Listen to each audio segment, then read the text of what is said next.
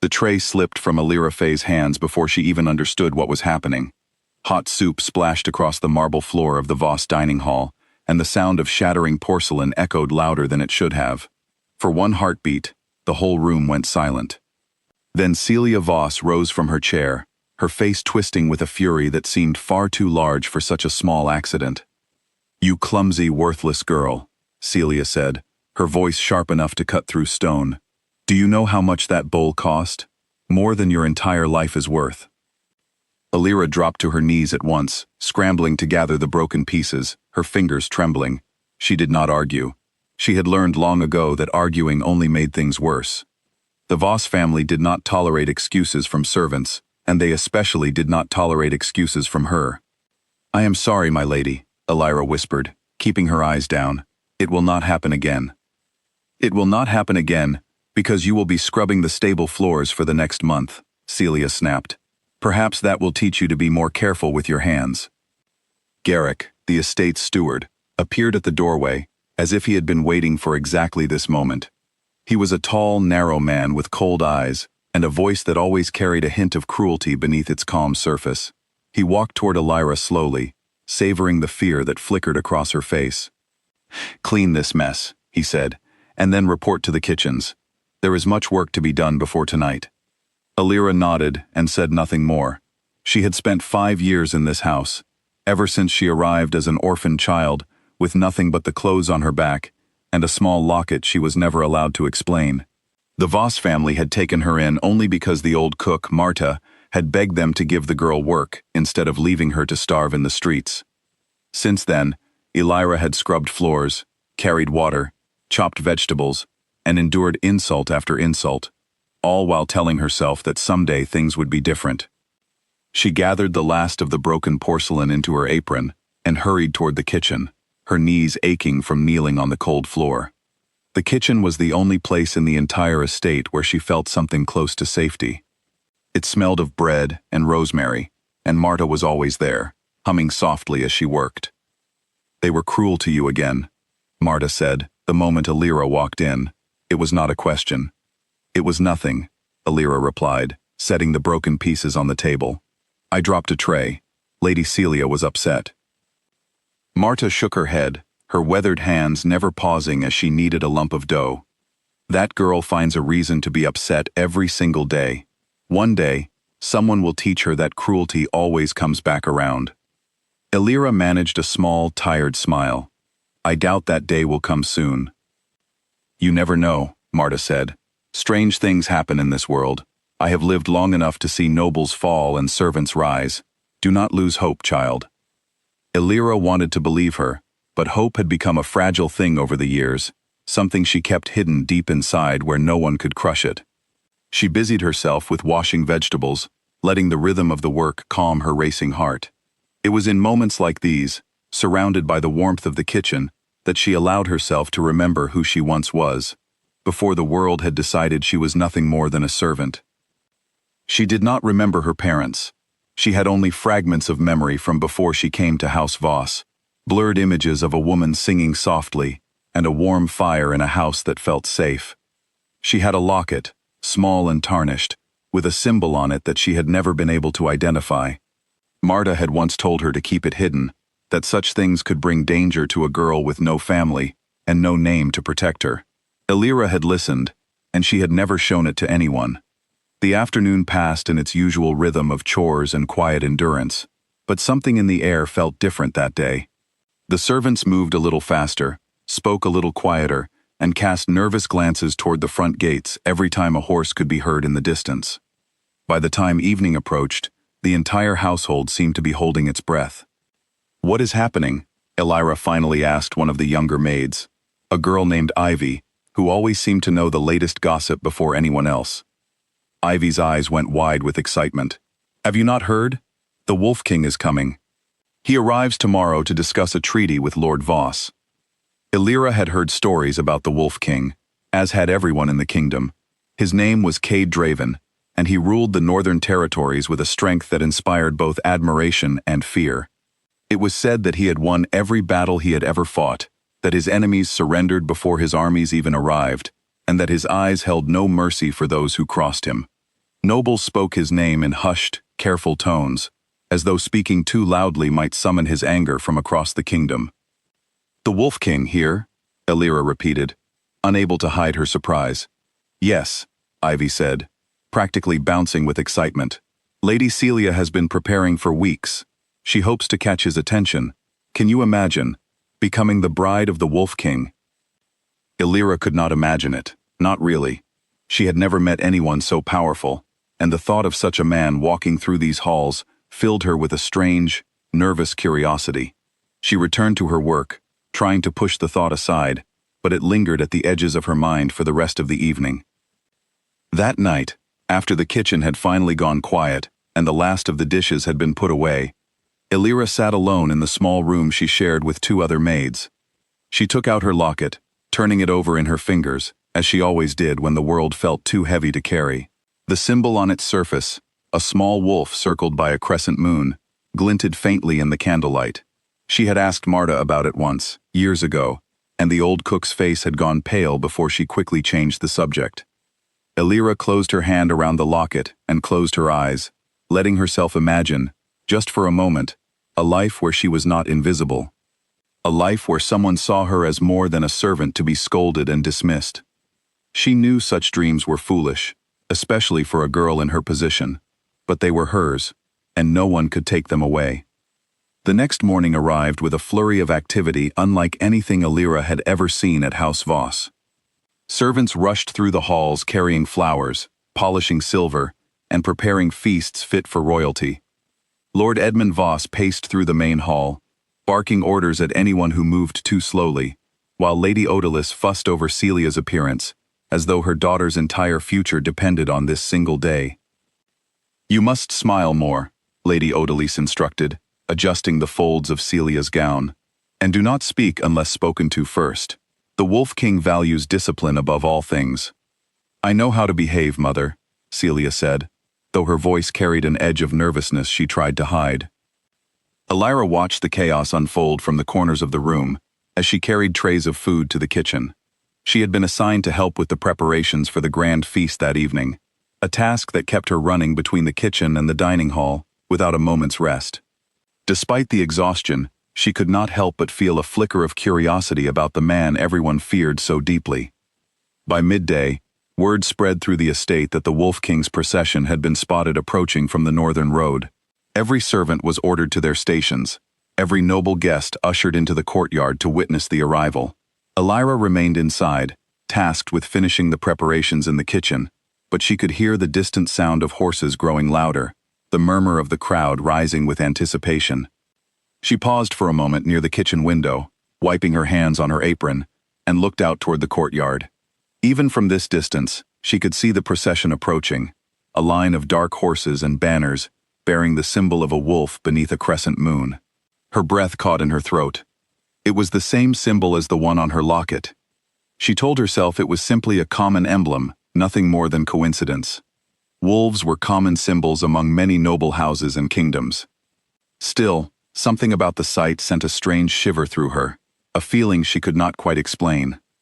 "Elira, stop staring and get back to work," Marta called from across the kitchen, though her tone was gentle rather than sharp. "There is still much to prepare." Elira nodded and returned to her tasks, though her mind kept drifting back to that banner, that symbol, and the strange feeling it had stirred within her. She tried to focus on chopping herbs and arranging platters, but her thoughts kept circling back to the man who was, at that very moment, riding through the gates of House Voss.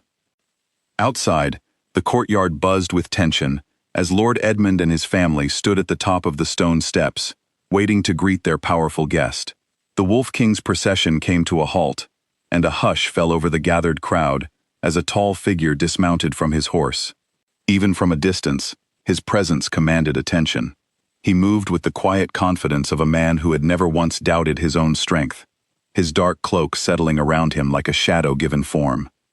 Lord Edmund stepped forward, bowing low. "Your Majesty, welcome to House Voss. We are honored by your presence." The Wolf King said nothing at first, his sharp gaze sweeping over the assembled nobles, with an expression that revealed nothing of his thoughts. When he finally spoke, his voice was low and steady, carrying an authority that needed no volume to command respect. "I trust the arrangements have been made," he said simply. "Of course, Your Majesty," Lord Edmund replied quickly. "Everything has been prepared exactly as you requested." As the formalities continued outside, Elira remained in the kitchen, unaware that the events of this single evening would soon change the entire course of her life. She continued her work, carrying trays and preparing dishes, moving through the chaos of the kitchen with practiced efficiency. She had no way of knowing that fate had already begun weaving its threads around her, drawing her closer to a man whose name alone made kingdoms tremble. By the time the sun began to set, the grand hall of House Voss was ablaze with candlelight, and the feast was ready to begin. Elira was assigned to help serve the final course, a task she approached with quiet determination despite her nervousness. She had never been this close to nobility of such importance, and the weight of the moment pressed heavily on her shoulders. She entered the dining hall, carrying a tray of delicate pastries, weaving carefully between the long tables filled with nobles dressed in their finest silks. Laughter and conversation filled the air, though beneath it all lingered a current of tension, as every noble present seemed desperate to earn even a moment of the Wolf King's attention. Elira kept her eyes lowered as she moved, following the strict rules she had been taught since her first day of service. Servants were meant to be invisible, present only to fulfill their duties and nothing more. She approached the head table, where Lord Edmund sat beside his most honored guest, and carefully began placing the pastries before them. It was only when she reached the center of the table that she felt it, a presence so powerful it seemed to press against the air itself. She dared to glance up for just a moment, and her eyes met the Wolf King's for the very first time. His eyes were a deep, striking shade of amber, sharp and assessing, as though he could see far more than what stood before him. For a brief instant, something flickered across his expression, an emotion she could not quite name, gone as quickly as it had appeared. Elira felt her heart stumble in her chest, and she quickly looked away, finishing her task and stepping back from the table as swiftly as propriety allowed. She did not know it then, but the Wolf King's gaze lingered on her retreating figure a moment longer than it should have, a small crack forming in the composed mask he wore before every noble in the room. Something about the quiet dignity in her downcast eyes, the careful grace in her movements despite her clear exhaustion, had caught his attention in a way none of the eager, preening nobles around him ever could. As Elira disappeared back toward the kitchen, unaware of the eyes that followed her, the feast continued around them, filled with forced laughter and calculated words. But for the first time in longer than he could remember, the Wolf King found his thoughts drifting away from politics and treaties, toward a servant girl whose name he did not yet know. The evening stretched on, filled with elaborate courses and careful conversation, but the tension in the room never fully eased. Celia Voss sat near the head of the table, doing everything in her power to draw the Wolf King's attention with practiced laughter and carefully chosen words. Yet his responses remained brief and distant, his mind clearly elsewhere. Elira continued her duties throughout the night, careful never to look toward the head table again, though she could not stop herself from wondering about the strange flicker she had seen in those amber eyes. She told herself it meant nothing, that a man like the Wolf King would never spare a second thought for a servant girl, and yet the memory of that gaze remained with her long after the feast had ended and the guests had retired for the night. By the time Elira finally returned to her small room, exhaustion weighing heavily on her body, the candles had burned low, and the estate had fallen into a rare, peaceful silence. She lay down on her narrow bed, clutching her locket in her hand as she always did, and closed her eyes. She did not know that just beyond her window, in the guest quarters reserved for House Voss's most honored visitor, the Wolf King stood staring out into the darkness, his thoughts far from the treaty he had come to negotiate. Something about this place, about this house full of arrogant nobles and hidden cruelty, had shifted the moment he arrived. He could not yet explain the feeling, but deep within him, something told him that his time at House Voss would prove far more significant than any political alliance. Neither of them could have known, on that quiet first night, just how much their lives were about to change, or how deeply their paths had already begun to intertwine. The candle beside Elira's bed flickered out, and sleep finally claimed her, carrying her into dreams of wolves beneath a crescent moon. dreams she would not remember by morning, but which lingered nonetheless, like a whisper of something waiting just beyond the edge of her understanding. Morning would bring new challenges, new tasks, and new encounters neither of them could yet imagine.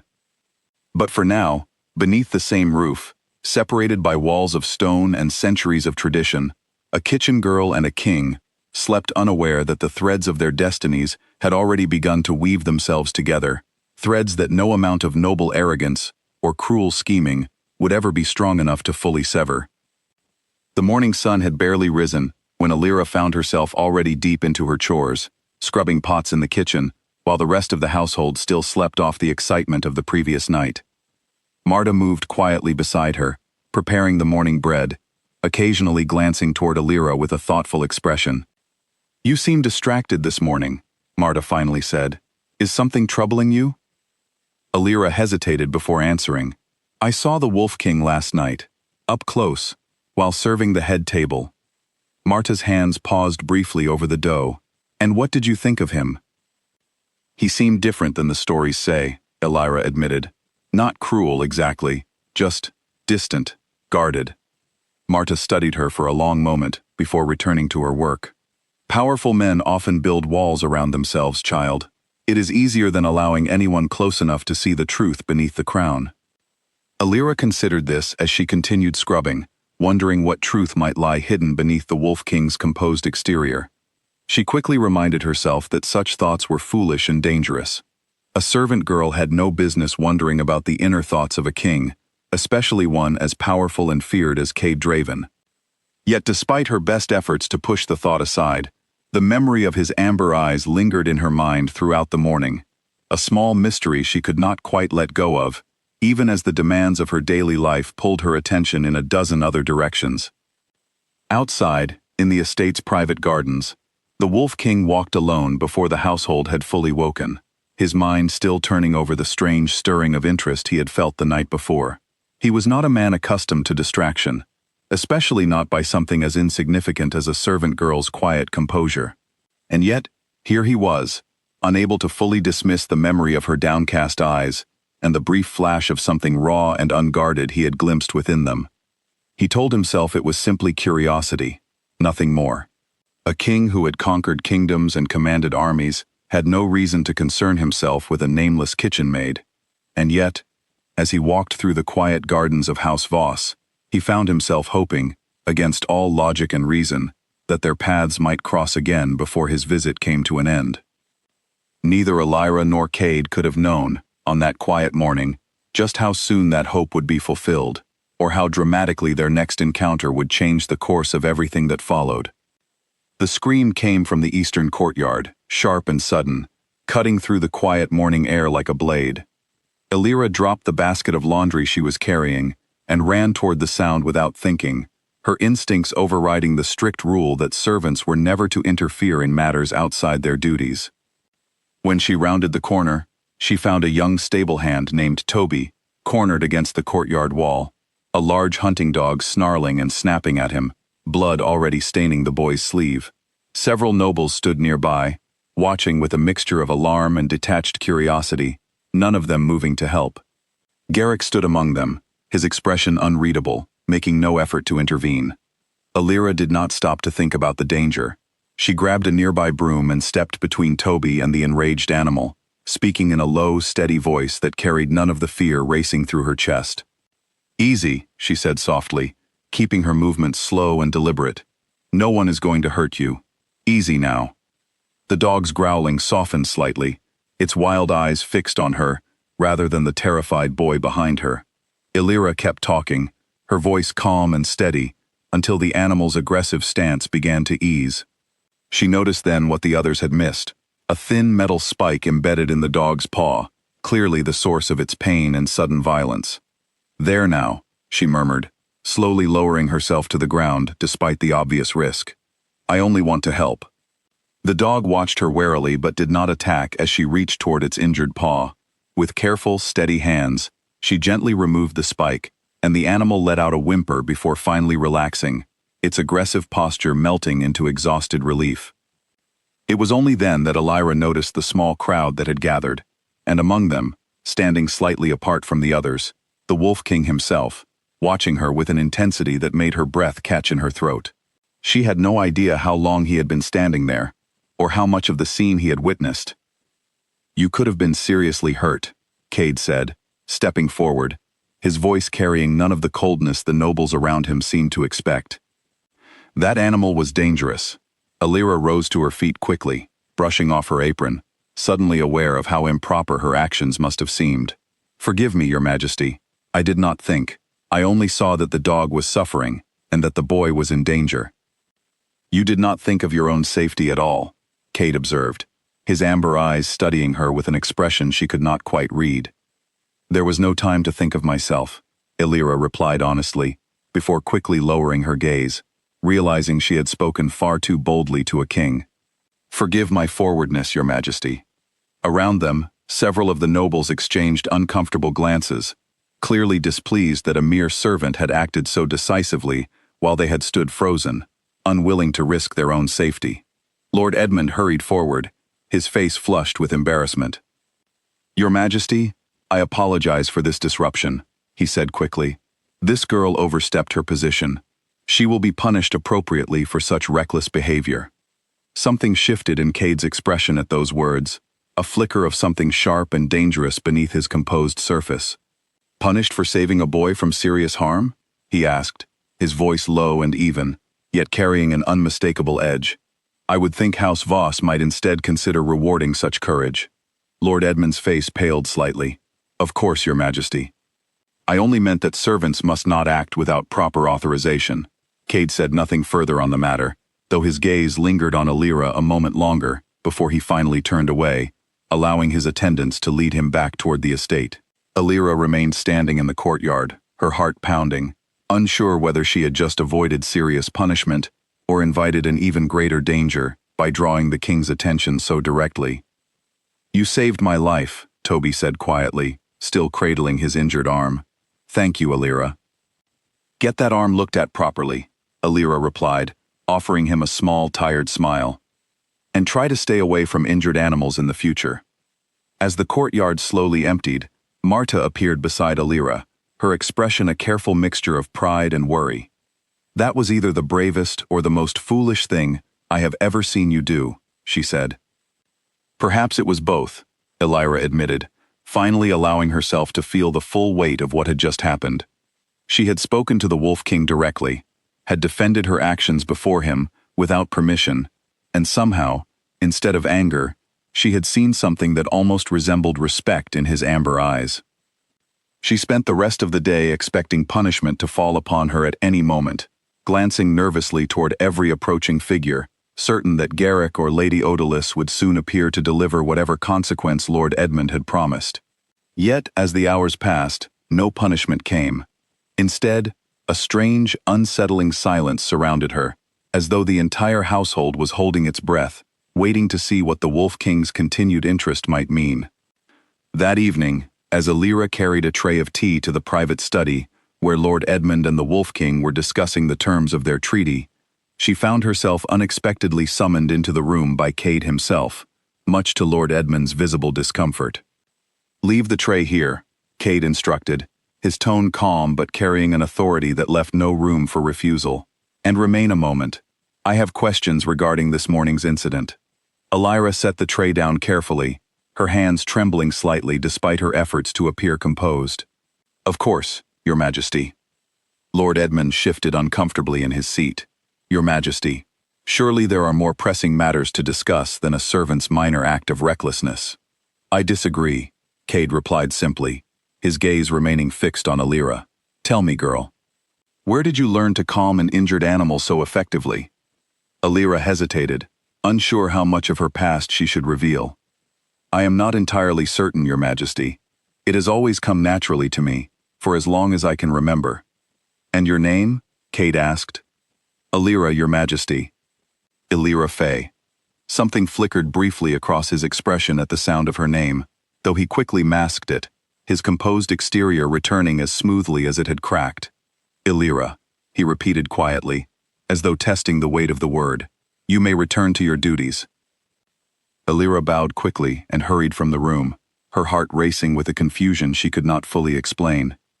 Behind her, she did not see the way Cade's gaze lingered on the doorway long after she had disappeared, nor did she hear Lord Edmund's nervous attempt to redirect the conversation back toward the treaty negotiations. Over the following days, Illyra found herself unexpectedly crossing paths with the Wolf King more frequently than seemed possible for a servant of her low standing. She would find him walking through the gardens during the early morning hours, when she gathered herbs for the kitchen, or standing near the stables during the quiet hours of the evening, when she brought feed for the horses. Each encounter was brief, carefully proper, yet undeniably charged with something neither of them dared to name. The other servants began to notice as well, whispering among themselves whenever Illyra returned from her tasks, though none dared to speak openly about what such attention from the Wolf King might mean. Ivy, in particular, seemed torn between excitement and concern for her friend. "You must be careful," Ivy warned one evening as they prepared for bed. "Lady Celia has noticed the way he looks at you. She is furious, though she hides it well in front of her parents." "I have done nothing to encourage his attention," Illyra insisted, though even as she spoke the words, she knew they were not entirely true. She could not deny the way her heart quickened whenever their paths crossed, nor the strange comfort she felt in his presence, despite his fearsome reputation. "That may be true," Ivy replied, "but it will not matter to Lady Celia. She sees you as a threat now, whether you intended to become one or not." Illyra knew Ivy's warning carried real weight. Celia Voss was not a woman who tolerated obstacles standing between herself and what she desired, and if she believed Illyra posed a threat to her ambitions of becoming the Wolf King's bride, there was no telling what lengths she might go to in order to remove that threat entirely. Despite the growing danger, Illyra found herself unable to fully suppress the strange hope blooming within her, fragile and uncertain, yet undeniably present. For the first time since arriving at House Voss, she felt truly seen, not as an invisible servant to be scolded and dismissed, but as a person whose thoughts and actions mattered to someone of significant power. She did not yet understand the depth of what was beginning to grow between them, nor did she fully grasp the danger such a connection would soon bring, crashing down upon her. But as the days passed and the Wolf King's visit stretched longer than anyone had anticipated, it became increasingly clear to everyone within House Voss that something unexpected was unfolding, something that threatened to upend the careful order the nobles had always taken for granted.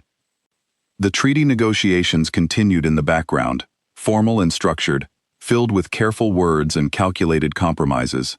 Yet beneath the surface of politics and power, a far more personal story had begun to take shape, one that would soon prove far more consequential than any alliance between kingdoms.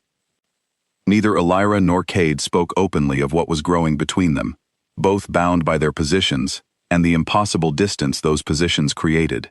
Yet with each passing day, the careful walls they had both built around themselves began to show small cracks, fragile openings, through which something honest and unguarded slowly began to emerge. It would not be long before those cracks widened into something neither of them could ignore, nor would it be long before the cruelty simmering beneath the surface of House Voss erupted into open danger, threatening to destroy everything before it had even truly begun. The knife slipped, and Illyra bit back a sharp cry as the blade sliced across her palm while she chopped vegetables late one evening. Blood welled quickly, dripping onto the wooden counter, and she cursed her own carelessness as she hurried to wrap the wound in a clean cloth. Marta had already retired for the night, and the kitchen stood empty except for her, the fire crackling softly in the hearth as she pressed the cloth tighter against the cut.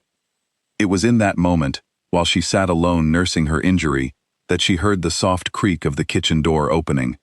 She looked up, startled, to find Cade standing in the doorway, dressed simply, without the formal attire he usually wore, his expression tense in a way she had not seen before. "Your Majesty," she said quickly, rising to her feet despite the sting in her hand. "Is something wrong? Shall I fetch someone for you?" "No," Cade said quickly, his voice tighter than usual. "I require nothing. I simply could not sleep." Illyra studied him carefully, noticing the slight stiffness in the way he held his left arm, the faint sheen of sweat on his brow despite the cool evening air. "You are injured," she said before she could stop herself. "Is something wrong?" "No," Cade said quickly, his voice tighter than usual. "I require nothing. I simply could not sleep." Illyra studied him carefully, noticing the slight stiffness in the way he held his left arm, the faint sheen of sweat on his brow despite the cool evening air. Cade's expression hardened slightly. It is nothing. A minor matter from training earlier today.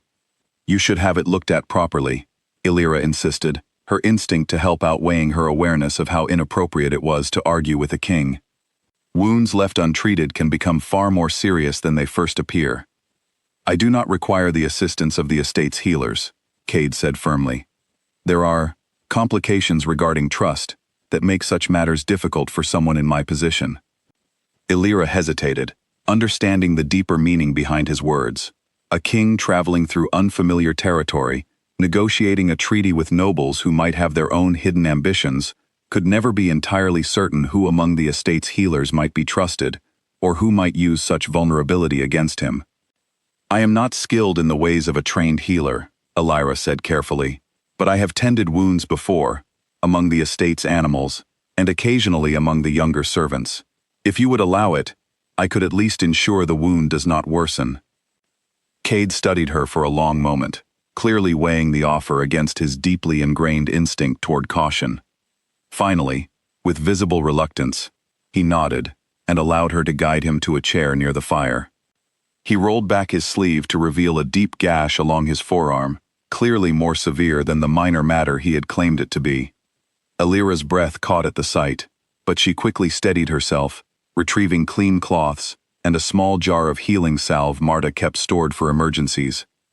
This will need proper attention, she said, cleaning the wound with careful, practiced movements. How did this happen? An accident during a sparring exercise, Cade replied, though something in his tone suggested there was more to the story than he was willing to share.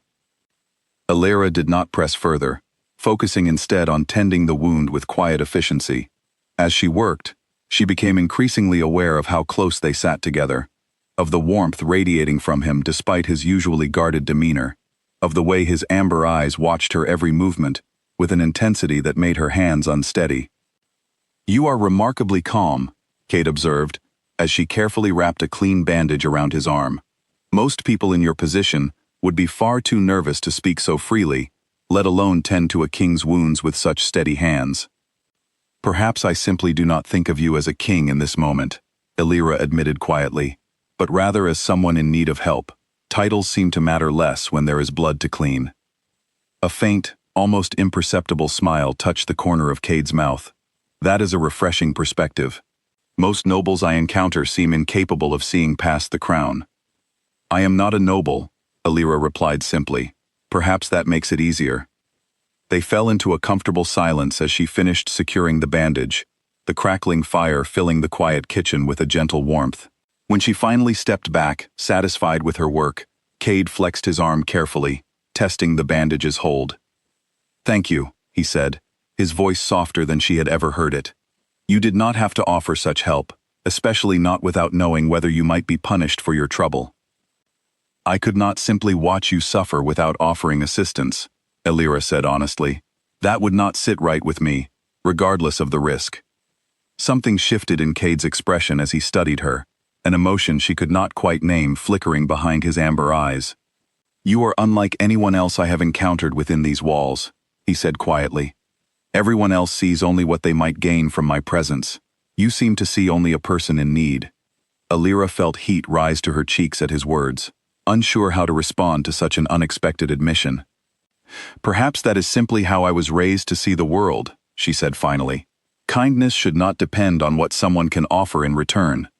Cade rose slowly from his chair, testing his bandaged arm once more, before turning his full attention back to her. There is something else I must tell you, he said, his voice suddenly serious. The meal served to the head table this evening was tampered with. My taster fell seriously ill shortly after testing the dish meant for me. Illyra's eyes widened with shock.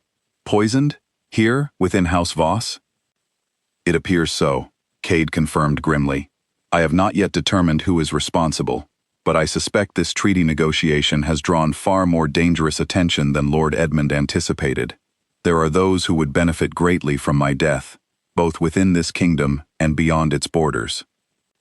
A chill ran through Illyra as she processed the implications of his words. You believe someone within this very house may be involved? I cannot yet be certain, Cade admitted, but I intend to find out. Until then, I must remain especially cautious. trusting few and revealing even less about my movements. Alira nodded slowly, understanding the weight of what he had just shared with her, a secret that placed enormous trust in someone he had known for only a matter of days. Your secret is safe with me, Your Majesty. I will speak of this to no one. I believe you, Cade said, and the simple sincerity in his voice struck her deeply. That is precisely why I find myself telling you things I have shared with almost no one else. They stood together in the quiet kitchen a moment longer, the unspoken connection between them growing heavier with each passing second. Finally, Cade stepped back, his composed exterior slowly returning as he prepared to leave. I owe you a debt now, he said quietly, one I do not intend to forget. You owe me nothing, Alira replied. I only did what felt right. Perhaps, Cade said, but debts of the heart are rarely so easily dismissed. With that, he turned and disappeared into the shadows of the hallway, leaving Alira standing alone in the kitchen, her heart pounding with a mixture of fear and something far warmer and more dangerous than fear. She sat down slowly, staring at the flickering fire, trying to make sense of everything that had just unfolded. The poison attempt weighed heavily on her mind as she finally made her way back to her small room that night, her thoughts spinning with questions she dared not voice aloud. Who within House Voss would benefit from the Wolf King's death? Could it truly be someone within these very walls? Someone she passed each day without suspicion?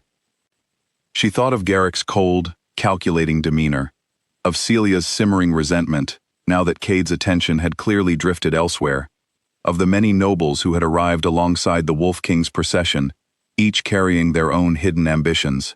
The possibilities felt endless, and each one filled her with growing unease. As she finally drifted toward an uneasy sleep, Alira could not shake the feeling that the events of that night marked the beginning of something far larger and more dangerous than she had ever anticipated, a current pulling her steadily toward a destiny she could not yet fully comprehend. The debt Cade had spoken of settled deep within her chest, a quiet promise between them that neither fully understood yet, but which both instinctively recognized as significant. Outside her window, the moon hung high above House Voss, casting pale light across the sleeping estate, unaware of the danger lurking within its walls, or of the fragile, unlikely bond quietly forming between a hunted king and a servant girl who had shown him, for the first time in longer than he could remember, what it felt like to be treated simply as a person rather than a title to be used or feared. Neither of them could have known how quickly that danger would return, nor how deeply Alira herself would soon become entangled in the very schemes threatening the Wolf King's life. A silver bracelet lay shattered on the floor of Lady Odalise's chamber, its delicate chain broken beyond repair, and within minutes, the entire household had descended into chaos. Lady Odalise stood at the center of the storm, her face flushed with fury, pointing an accusing finger directly at Alira, who stood frozen near the doorway with a basket of fresh linens still clutched in her arms. She was the last one seen near my chambers, Lady Odalise declared, her voice shrill with outrage. That bracelet was a gift from my late mother. It is irreplaceable, and now it lies broken because of this careless girl's clumsiness. My lady, I never touched your bracelet, Alira said, her voice steady despite the fear rising within her. I only delivered linens to your chamber this morning, as I do every day. Are you calling me a liar? Lady Odalise snapped, her eyes narrowing dangerously. Garrick appeared at the doorway, his expression carrying the same cold satisfaction Alira had come to recognize whenever trouble found its way to her. Shall I have her removed to the holding room, my lady, until the matter can be properly addressed? Yes, Lady Odalise said sharply, and see that she understands the seriousness of destroying property that does not belong to her. Alira felt panic rising in her chest as two of the household guards stepped forward to escort her away. She had done nothing wrong, yet she understood all too well how little her word carried weight against the accusations of a noblewoman. Servants were rarely given the benefit of doubt within these walls, regardless of the truth. Please, Alira said, her voice trembling slightly as she was led away. I swear I did not touch the bracelet. Her protests fell on deaf ears as she was escorted through the hallway and locked within a small, windowless room typically reserved for storing linens and cleaning supplies.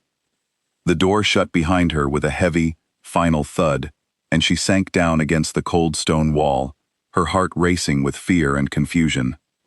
She had no idea how long she remained there, curled against the wall in the dim light filtering beneath the door, replaying the morning's events over and over, trying to understand how such an accusation could have arisen so suddenly. She had delivered the linens exactly as she always did, careful and quick, never once approaching the delicate items displayed on Lady Odalise's dressing table. It was only much later, when the sound of approaching footsteps finally broke the silence, that Alira dared to hope her ordeal might soon come to an end. The door opened, revealing not Garrick or Lady Odalise, but Ivy, her young friend's face pale with worry. "I only have a moment," Ivy whispered urgently, glancing nervously over her shoulder. "I heard what happened. Elira, I do not believe you broke that bracelet." "I did not," Elira insisted. "I swear it, Ivy. I never went near her dressing table." "I believe you," Ivy said quickly. "But there is something else you should know. I saw Lady Celia leaving her mother's chamber shortly before the accusation was made. I do not know what she was doing there, but it seems strange, given how rarely she visits her mother's rooms." Elira's mind raced at this revelation. Could Celia have deliberately broken the bracelet and placed the blame on her, hoping to see her removed from the estate entirely, or at least severely punished? It seemed a cruel and calculated act, yet given everything Ivy had warned her about regarding Celia's growing jealousy, it did not seem entirely implausible. "I must go before someone notices I am gone," Ivy whispered, "but I wanted you to know that not everyone believes the accusations against you." Before Alira could respond, footsteps echoed once more down the hallway, and Ivy quickly slipped away, leaving Alira alone once again with her racing thoughts. She had no way to prove Celia's involvement, no evidence beyond Ivy's brief observation, and she understood all too well that even if she voiced such suspicions, no one would believe a servant's word over a noblewoman's daughter. Hours passed before the door finally opened again, this time revealing Lord Edmund himself, his expression stern and unreadable. Behind him stood Garrick, his cold satisfaction barely concealed beneath a mask of professional composure. "You will be dismissed from your position within House Voss," Lord Edmund announced without preamble, "effective immediately. Given the severity of the damage caused, we are being remarkably lenient in not pursuing further punishment." Alira felt the floor seem to shift beneath her despite her seated position. Dismissal meant far more than simply losing her position. It meant losing the only home she had known for the past 5 years, being cast out into a world she barely remembered, with nowhere to go and no means of supporting herself. "Please," she said, rising to her feet, "I swear to you, I did not break that bracelet. I would never damage property that did not belong to me." "The evidence suggests otherwise," Lord Edmund said firmly, though something in his eyes suggested even he was not entirely convinced by his wife's accusations. "The decision has been made. You will gather your belongings and leave the estate by morning." As Lord Edmund turned to leave, a voice from behind him stopped everyone in the room instantly, a voice that carried an authority far beyond even Lord Edmund's own. "I believe there has been a misunderstanding," Cade said, stepping into view, his expression carefully controlled, yet carrying an undeniable edge of tension beneath its calm surface. Lord Edmund turned quickly, clearly startled by the Wolf King's unexpected presence. "Your Majesty, this is a private household matter, unrelated to your visit here." "Perhaps," Cade said evenly, "but I happened to witness something rather interesting this morning that I believe is relevant to this particular household matter." The room fell into tense silence as everyone waited for him to continue. Alira held her breath, hardly daring to hope that his interruption might change the course of events unfolding around her. "I was walking near the Eastern Gardens this morning," Cade continued, his tone measured and deliberate, "when I observed Lady Celia entering her mother's chambers, carrying something small, wrapped carefully in cloth. She emerged only a few minutes later, without whatever she had carried inside, appearing notably anxious as she hurried away." Lord Edmund's face paled slightly as the implications of Cade's words settled over the room. Garrick shifted uncomfortably near the doorway, his earlier confidence faltering. "Your Majesty, surely you are not suggesting my daughter deliberately." "I am suggesting nothing," Cade interrupted smoothly, "only sharing what I personally witnessed. I trust House Voss will investigate the matter thoroughly before proceeding with any punishment against an innocent party. The weight of his words hung heavily in the air, carrying an unmistakable warning beneath their calm delivery. Lord Edmund understood clearly that questioning the Wolf King's testimony, or dismissing his implied suggestion, could carry serious consequences for the fragile treaty negotiations still underway. "Of course, Your Majesty," Lord Edmund said stiffly, clearly displeased but unwilling to risk offending his powerful guest. "We will reconsider the matter carefully before finalizing any decision." As Lord Edmund and Garrick departed the small room, tension still thick in the air behind them, Cade remained behind for a brief moment, his gaze finding Alira's across the space between them. "Are you unharmed?" he asked quietly, his voice softening once they were no longer under Lord Edmund's watchful gaze. "I am unharmed," Alira replied, her voice still shaking slightly from the ordeal. "Thank you, Your Majesty. I do not know what would have happened without your intervention." "You would have been cast out unjustly for a crime you did not commit," Cade said, his jaw tightening slightly at the thought. "I could not allow that to happen, not when I witnessed the truth myself." "You did not have to involve yourself," Alira said softly. "It would have been far easier to remain silent and avoid drawing further attention." "Perhaps," Cade admitted, "but I find myself increasingly unwilling to stand by silently while injustice unfolds before me, especially when it involves someone who has shown me nothing but honesty and kindness since my arrival." Alira felt her heart swell with an emotion she could not fully name, gratitude mixed with something far deeper and more complicated. "I do not know how to properly thank you for this." "There is no need for thanks between us," Cade said quietly. "Only understanding that I will not allow such cruelty to continue unchecked, not while I remain within these walls." He turned to leave, then paused briefly at the doorway, glancing back at her with an expression that carried far more weight than his measured words could fully convey. "Be careful, Alira. Those who orchestrated this scheme will not simply abandon their efforts because of a single setback. I fear this is only the beginning of the danger surrounding you." His warning lingered in the air long after he had disappeared down the hallway, leaving Alira alone once more with her racing thoughts.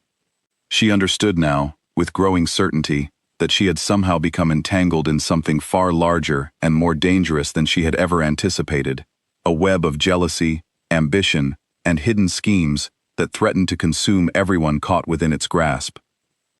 As she finally gathered her scattered belongings and made her way back toward the servants' quarters, the weight of Cade's warning settled heavily upon her shoulders. She knew, with a growing sense of dread, that Celia would not easily forgive this humiliation, nor would she abandon her ambitions so readily. The danger surrounding her had only just begun, and Alira could not shake the feeling that far greater trials still awaited her in the days to come. A folded note appeared beneath Alira's pillow one evening, unsigned and written in careful, elegant script, instructing her to meet at the old stone bridge beyond the eastern gardens once the household had fallen asleep. Her hands trembled slightly as she read the words, uncertain whether such a message could be trusted.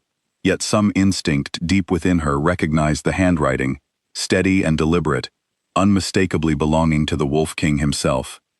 She waited until the estate grew silent, until even the most restless of the household guards had settled into their late-night routines, before slipping quietly from her room and making her way through the shadowed gardens toward the bridge. The night air carried a cool, crisp chill, and moonlight illuminated the path before her, guiding her steps through the darkness. Cade was already waiting when she arrived, standing near the edge of the bridge, his tall figure silhouetted against the silver light of the moon.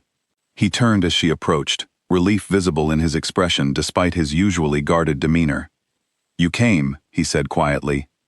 "Your note seemed important," Alira replied, joining him at the railing overlooking the quiet stream below. "Is something wrong?" "I wish to speak with you somewhere. We would not be observed," Cade admitted. "The situation within this household grows more dangerous by the day, and I fear for your safety should Lady Celia or Garrick decide to act against you again." Alira wrapped her arms around herself against the cool night air, considering his words carefully. "I have lived with such danger for years, Your Majesty. It is nothing new to me." "Perhaps," Cade said, "but it troubles me nonetheless. I have taken certain steps to ensure your protection, though I did not wish to alarm you by explaining them openly within the estate." "What steps?" Elira asked, curiosity mixing with concern. I have arranged for your duties to be reassigned, Cade explained. Beginning tomorrow, you will be responsible for tending the private gardens near the guest quarters, rather than continuing your work within the main household. This will place you under less direct scrutiny from Lady Celia and her mother, while allowing me to keep a closer watch over your safety, without drawing unwanted suspicion. Elira felt a mixture of gratitude and unease at his words. You should not risk so much on my behalf. If others discover the true reason behind such arrangements, it could create serious complications for your treaty negotiations, and perhaps even greater danger for both of us. I am aware of the risk, Cade said simply, and I have decided it is one worth taking. They stood together in comfortable silence for a long moment, the soft sound of the stream flowing beneath the bridge, filling the quiet night air between them. Elira found herself studying his profile in the moonlight, noticing the way the usual tension in his shoulders seemed to ease slightly whenever they were alone together, away from the watchful eyes of nobles and servants alike. May I ask you something personal? Elira finally said, breaking the comfortable silence. Of course, Cade replied. Why does my presence seem to matter so much to you? She asked carefully. You are a king, burdened with the weight of an entire kingdom, and I am merely a servant girl with no name of significance and no power to offer you. It does not make sense the attention you continue to show me. Cade turned to face her fully, his expression thoughtful as he considered her question. I have spent my entire life surrounded by people who see me only as a title, a source of power or protection they hope to claim for themselves. Every smile directed toward me carries calculation behind it. Every kind word measured carefully for its potential benefit. You are the first person in longer than I can remember who has treated me simply as a person, without any thought toward what you might gain in return. That is simply how I was raised to treat others, Elira said softly. Kindness should never depend on someone's title or power. That is precisely what makes you so remarkable, Cade said, his voice carrying an intensity that made her heart race. You have no idea how rare such genuine kindness is, especially within the world I inhabit. Elira felt heat rise to her cheeks, despite the cool night air surrounding them. You give me too much credit, Your Majesty. I am simply a servant girl, trying to survive within a household that has never valued my presence. Do not underestimate yourself, Cade said firmly. There is something about you, Elira, something I cannot quite explain, that feels strangely familiar, as though I have known you far longer than these past few days. His words struck an unexpected chord within her, echoing the strange feeling she herself had experienced upon first seeing the wolf symbol displayed on his banners, the same symbol etched into her own hidden locket. She hesitated, uncertain whether to share such a personal detail, before finally deciding to trust him with the truth. I have something I have never shown to anyone outside this household, she said quietly, reaching into the folds of her dress to retrieve the small, tarnished locket she always kept hidden close to her heart. I do not know its origin, only that I have carried it since before I can remember, from whatever life I lived before arriving at House Voss as an orphaned child. She opened her palm to reveal the locket, its surface catching the pale moonlight, the small symbol of a wolf circled by a crescent moon, clearly visible despite years of wear. Cade's breath caught sharply as his eyes fixed on the object, his expression shifting from curiosity to something far more intense and complicated. Where did you get this? He asked, his voice suddenly tight with an emotion Elira could not fully identify. I do not know, Elira admitted. I have had it for as long as I can remember. Marta once warned me never to show it to anyone, that such symbols could bring danger to a girl without family or protection. Cade reached out slowly, his fingers hovering just above the locket without quite touching it, as though he could hardly believe what he was seeing. This symbol, he said quietly, belongs to a bloodline, connected closely to my own kingdom's history, one thought to have been lost generations ago during a great conflict that nearly destroyed the northern territories. Elira's heart raced at his words, a strange mixture of fear and hope swirling within her chest. What does that mean? I am not entirely certain, Cade admitted, but it suggests your origins may be far more significant than anyone within this household has ever imagined. I would like to investigate further, if you would permit me to do so, carefully and discreetly, to avoid drawing unwanted attention before we understand the full truth. I do not know what to think, Alira said honestly, closing her hand protectively around the locket once more. My entire life, I have believed myself to be nothing more than an orphan servant girl with no family to claim me. The idea that there might be more to my story feels overwhelming. Whatever the truth may be, Cade said gently, it changes nothing about how I see you, Alira. You remain the same person who tended my wound without hesitation, who defended an injured animal without thought for your own safety, who has shown me more genuine kindness in these past days than most of the nobles I have known throughout my entire life.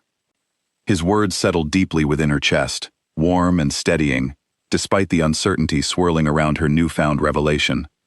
Thank you, she said softly, for treating me as more than simply a mystery to be solved. You are far more than any mystery, Cade said, his voice low and sincere. You are someone I have come to care for deeply, in a way I did not expect to feel for anyone, especially not within the span of these few short days. The confession hung in the air between them, fragile and unspoken, until that very moment, yet undeniably present in the charged silence that followed. Alira felt her heart pounding as she met his gaze fully, allowing herself, for the first time, to acknowledge the depth of feeling that had been quietly building within her own chest since their very first encounter. I care for you as well, she admitted softly, though I know such feelings are foolish, given everything that separates us. Perhaps, Cade said, stepping closer, but I have never been a man who allows obstacles to dictate what I choose to pursue, whether on the battlefield or within matters of the heart. They stood together beneath the moonlight for a long, quiet moment, the weight of unspoken possibility settling comfortably between them. Yet even as hope began to bloom fragile and uncertain within Alira's chest, she could not fully shake the lingering unease that had followed her since the locket's revelation, an instinct warning her that such happiness would not come without significant cost. Neither of them could have known, as they finally parted ways beneath the fading moonlight, that their quiet meeting had not gone entirely unwitnessed, or that the danger surrounding them was about to grow far more severe than either had yet imagined. The heavy hand that seized Alira's arm before dawn belonged to Garrick, his grip painful and unyielding as he dragged her from her small room, while she was still half asleep. 2 household guards flanked him, their expressions grim and unreadable, and behind them stood Lady Celia, her arms crossed and a look of triumphant satisfaction spread across her face. What is happening? Alira demanded, struggling against Garrick's grip as she was pulled into the hallway. Release me at once. You are under suspicion of conspiring against House Voss, Garrick announced coldly, and of plotting harm against our honored guest, the Wolf King. The accusation struck Alira like a physical blow, leaving her momentarily stunned into silence. That is absurd, she finally managed. I have done nothing but assist His Majesty during his stay here.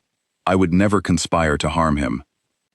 Save your protests for Lord Edmund, Celia said sharply, stepping forward with barely concealed satisfaction.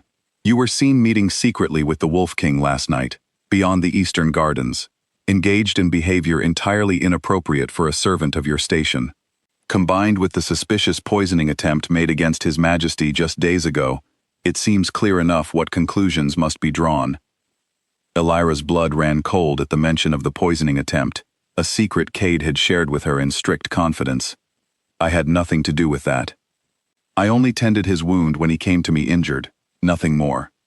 A convenient story, Garrick sneered, though one that conveniently places you alone with His Majesty on more than one occasion, without proper supervision or explanation. Alira understood immediately, with sickening clarity, exactly what was happening. Someone had witnessed her secret meeting with Cade the previous night, and rather than seeing simple affection between 2 people, they had twisted the circumstances into something far more sinister, weaving her growing closeness to the Wolf King into an elaborate accusation of treachery and conspiracy.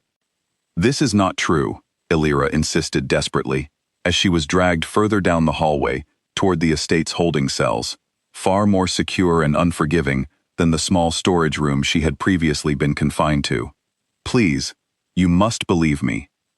Save your pleading, Celia said coldly, walking alongside them with obvious satisfaction. Once Lord Edmund presents this evidence to the Wolf King himself, I doubt even his apparent fondness for you will be enough to save you from the consequences of attempted treason. Alira's heart sank at the realization of what Celia intended. This was not simply about removing her from the estate, but about permanently destroying any possibility of connection between herself and Cade, using fabricated evidence to convince him that she had been manipulating him all along, perhaps even working alongside whoever had attempted to poison him. The heavy iron door of the holding cell closed behind her with a final, echoing clang, and Alira found herself alone in the cold, dim chamber, her wrists bound tightly despite her continued protests of innocence. She sank down against the stone wall, her mind racing as she tried desperately to understand how the situation had spiraled so completely beyond her control. Hours passed in agonizing uncertainty as she waited, unsure whether anyone beyond her captors even knew of her imprisonment, whether Cade himself had been informed of the accusations being leveled against her, or whether Celia's carefully constructed lies had already begun poisoning his trust in her. When the cell door finally opened again, it was not Cade who entered, but Lord Edmund himself, his expression carrying a mixture of discomfort and forced authority. Behind him, she caught a brief glimpse of Marta's worried face, before the old cook was quickly ushered away by one of the guards. "The evidence against you is quite serious," Lord Edmund said, without preamble, avoiding direct eye contact as he spoke. "Secret meetings with our honored guest, combined with the recent attempt on his life. It paints a troubling picture. I swear to you, I had nothing to do with any attempt on His Majesty's life," Alira said firmly, refusing to let fear diminish the conviction in her voice. "As for our meeting, it was innocent. He wished to discuss matters of my safety, nothing more." "That is not what has been reported to me," Lord Edmund said, though something in his tone suggested even he was not entirely certain of the accusation's validity. "Regardless, given the severity of these claims, I am left with no choice but to present the matter formally before His Majesty for judgment." "Please," Alira said, "at least allow me to speak with him directly, to explain the truth of what happened." Lord Edmund hesitated, clearly torn between his obligations toward the treaty negotiations and whatever suspicions still lingered within him regarding his own daughter's involvement in the affair. "That decision will not be mine to make," he said finally. "I can only assure you that the matter will be addressed formally and fairly before the day is finished." He left without further explanation, leaving Alira once again alone with her fear and uncertainty. She had no way of knowing what Celia and Garrick had told Cade, no way of defending herself against whatever fabricated evidence they had presented, and no way of predicting how he might react upon hearing such serious accusations against her.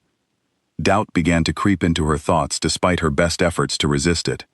Perhaps Cade would believe the accusations, given how convenient and calculated they had been constructed.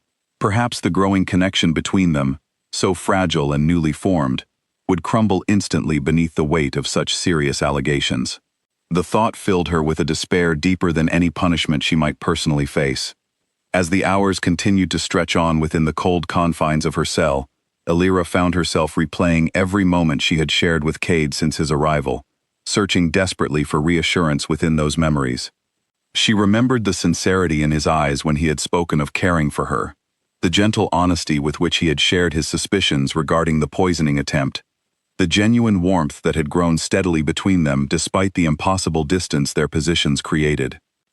She had to believe he would see through Celia's manipulation, that the connection they had built together, however brief, held enough truth and substance to withstand such calculated lies. Yet as the cell grew colder, and the silence stretched longer, that hope grew increasingly difficult to maintain. Meanwhile, within the grand hall of House Voss, Cade stood facing Lord Edmund, Lady Odalise, and Celia, his expression carefully composed, despite the storm of fury building steadily beneath his controlled exterior. He had been informed of the accusations against Alira only moments earlier, and every instinct within him screamed against their validity.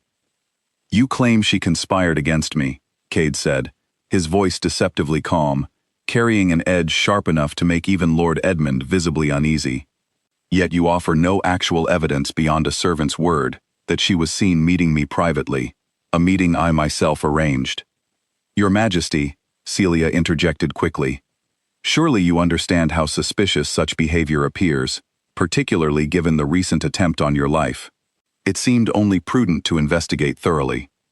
And who, precisely, reported this supposed suspicious meeting? Cade asked, his amber eyes fixing directly on Celia, with an intensity that made her falter slightly beneath his gaze. I was informed by one of the household guards, Celia said, her earlier confidence wavering slightly under his scrutiny.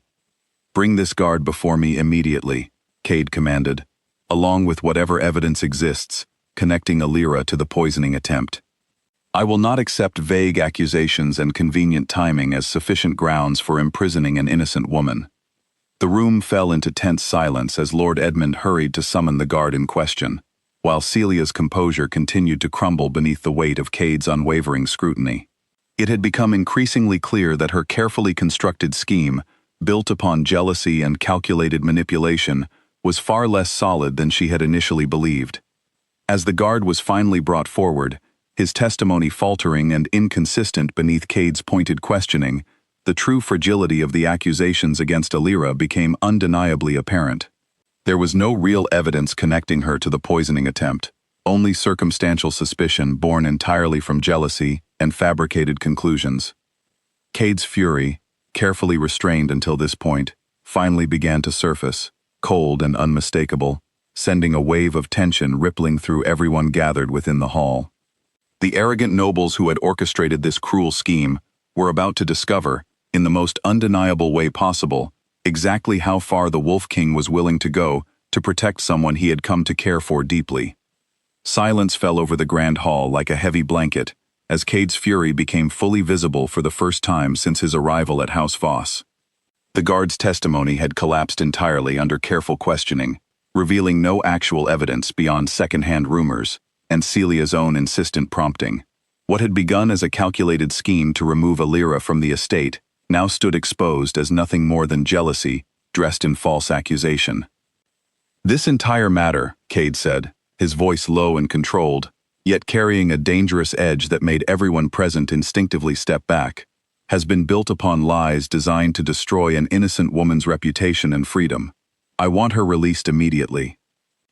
Your Majesty, Lord Edmund began nervously, we acted only out of concern for your safety. Surely you understand our caution was reasonable, given the circumstances.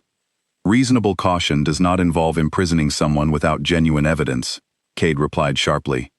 It involves careful investigation, not convenient conclusions drawn to satisfy personal jealousy. His gaze shifted pointedly toward Celia, who stood frozen, her face pale as the full weight of his suspicions settled directly upon her. I believe you understand precisely what I mean, Lady Celia. Your Majesty, I only wish to protect this household, Celia stammered, her earlier confidence completely shattered. I never intended. You intended exactly what has happened, Cade interrupted coldly. You saw an innocent woman as an obstacle, standing between yourself and ambitions you believed you were entitled to pursue, and you constructed a scheme designed to eliminate that obstacle through cruelty and deception. Lady Odalise stepped forward quickly, clearly attempting to salvage the rapidly deteriorating situation. Your Majesty, surely we can resolve this matter without further complication.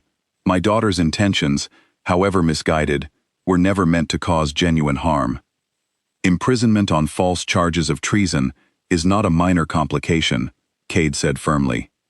It is a serious offense, one that could easily have resulted in far more severe consequences for an innocent woman.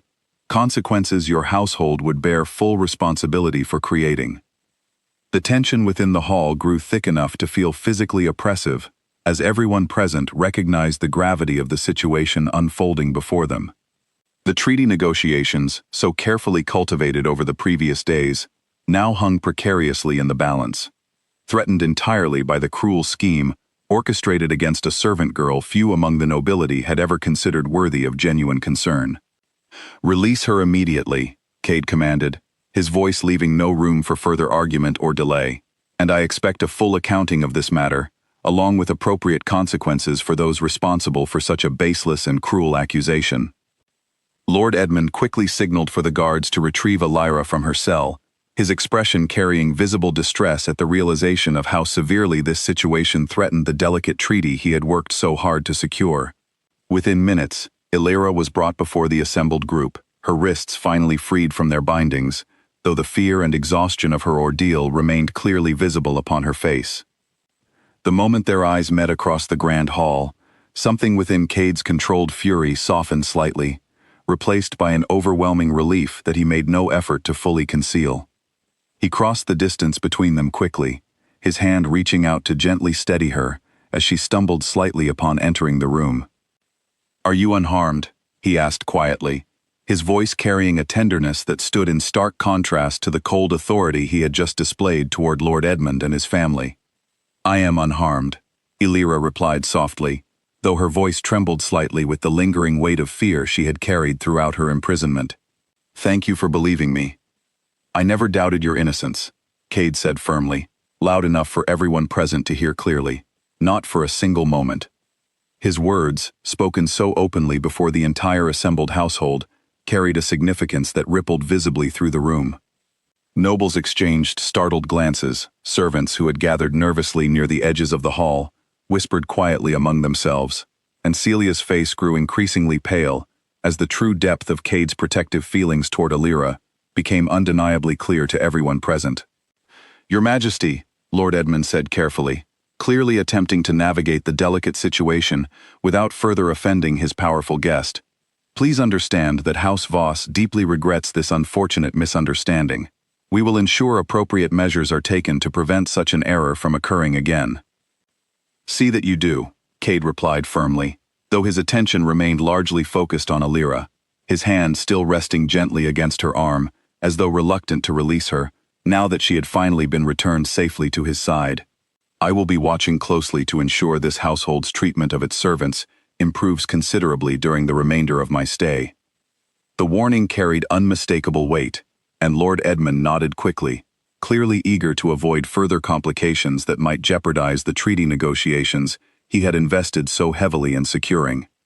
Celia remained silent, her earlier ambitions crumbling visibly before the entire household, replaced now by the humiliating realization that her carefully constructed scheme had not only failed, but had exposed her cruelty for all to witness.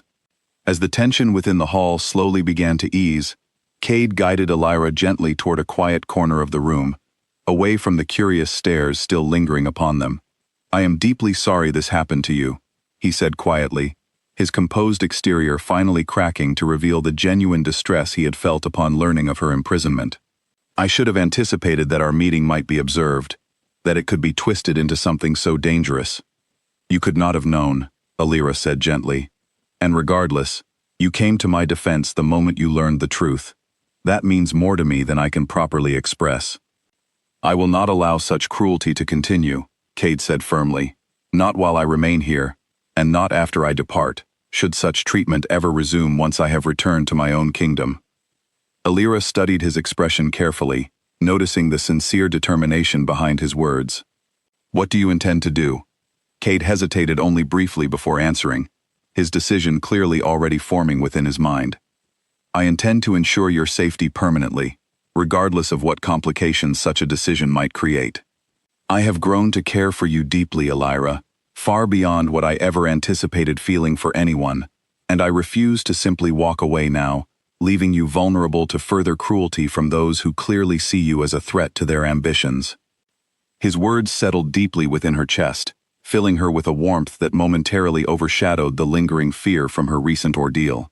"What are you saying?" she asked softly, hardly daring to hope for the answer she suspected might be coming. "I am saying," Cade replied, his voice steady and certain despite the weight of what he was about to declare, "that I intend to formally request your presence within my own household, under my direct protection, once these treaty negotiations have concluded. I will not leave you here, vulnerable to the schemes of those who have shown such willingness to harm you." Illyra felt tears welling in her eyes, overwhelmed by the genuine care and determination reflected so clearly in his expression. Such a request would create enormous complications, given everything that separates our positions. "Let them come," Cade said firmly. "I have faced far greater challenges throughout my life than the objections of arrogant nobles, too blind to recognize genuine worth when it stands directly before them." As word of the confrontation within the Grand Hall spread rapidly throughout House Voss and beyond, Whispers began circulating among the nobility gathered for the ongoing treaty negotiations, speculation growing increasingly bold regarding the true nature of the Wolf King's feelings toward the household's humble kitchen maid. What had begun as quiet rumors soon transformed into open discussion, filling the estate with a tension that promised far greater revelations were still yet to come. Celia retreated to her chambers that evening, her humiliation compounding into a bitter resentment that showed no signs of fading. Garrick, sensing the shifting tide of power within the household, began quietly reconsidering his own position, aware that his continued cruelty toward Alira might soon carry consequences he had never previously considered possible.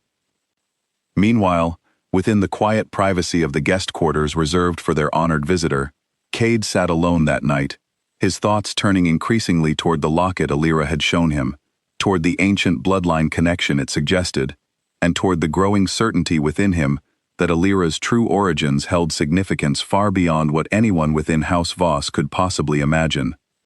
He resolved, in that quiet moment of reflection, to uncover the full truth behind her mysterious past, understanding instinctively that whatever answers awaited them would likely reshape not only Alira's own understanding of herself, but the entire balance of power currently shifting so dramatically within the walls of House Voss.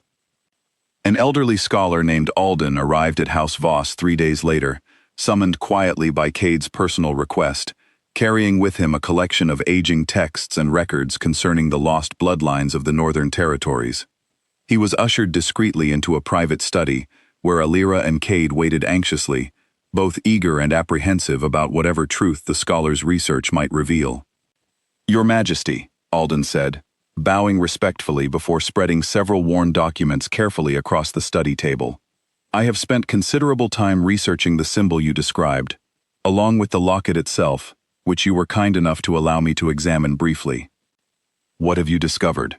Cade asked, his usual composed demeanor betraying a rare hint of impatience. Alden adjusted his spectacles carefully before continuing. "The symbol belongs to House Wolfsbane, an ancient noble family closely tied to your own kingdom's early history. They ruled a significant territory along the northern borders generations ago, until a devastating conflict nearly wiped out the entire bloodline." Alira listened intently, her heart pounding as the scholar's words slowly began painting a picture of a past she had never known existed. "What happened to them?" she asked quietly. "The conflict arose from a bitter rivalry between House Wolfsbane and a neighboring territory seeking to claim their lands," Alden explained. "During the final battle, the ruling family was betrayed by someone within their own household, an act of treachery that led to the deaths of nearly everyone connected to the bloodline. Only rumors persisted afterward that a single infant had been smuggled away before the attack, hidden somewhere far from the conflict, to protect the family's last remaining heir." The room fell into stunned silence, as the implications of Alden's words settled fully over everyone present. Alira felt her hands trembling as she reached instinctively for the locket resting against her chest, the small symbol suddenly carrying weight far beyond anything she had ever imagined. "You believe I am connected to this lost bloodline?" she asked, her voice barely above a whisper. "The locket you carry matches historical records precisely," Alden confirmed. "It was crafted specifically for House Wolfsbane's ruling family, passed down through generations as a symbol of their lineage. Combined with your age, and the timing of your arrival as an orphan child with no known family, the evidence strongly suggests you are the missing heir spoken of in these old records." Alira sat back slowly, overwhelmed by the enormity of what she was hearing. Her entire life, she had believed herself simply an orphaned servant girl with no family history worth speaking of. The idea that she might actually be the last surviving heir of a once powerful noble house felt almost impossible to fully comprehend. "There is more," Alden continued carefully, glancing briefly toward Cade before returning his attention to the documents before him. "House Wolfsbane maintained a long-standing alliance with the ruling family of the Northern Kingdom, an alliance sealed generations ago through a promise between bloodlines, ensuring mutual protection and support between the two houses." Cade's expression grew increasingly thoughtful as he absorbed this final piece of information. "You are suggesting a deeper connection exists between House Wolfsbane and my own family's history." "Indeed, Your Majesty," Alden confirmed. The ancient alliance was considered sacred among both bloodlines, a bond intended to endure regardless of circumstance. It seems, quite remarkably, that fate has brought you together with the very heir your own ancestors once swore to protect. Illyra turned to look at Cade, searching his expression for some indication of how such a revelation might affect the growing bond between them. To her surprise, rather than uncertainty or hesitation, she found only quiet conviction reflected within his amber eyes. "This changes nothing about how I feel toward you," he said firmly, as though anticipating the doubt already forming within her thoughts. "If anything, it only confirms what I have sensed since the moment I first saw you, a connection deeper than simple coincidence." "But this means I am not simply a servant," Illyra said slowly, still struggling to fully process the weight of everything she had just learned. "I am the heir of a noble house, one connected directly to your own family's history through an ancient alliance." "Yes," Cade said, "and it means the arrogant nobles who have treated you with such cruelty throughout these years owe you an apology far greater than any they could ever properly offer." Alden cleared his throat gently, drawing their attention back toward him. "There is one final matter worth mentioning, Your Majesty.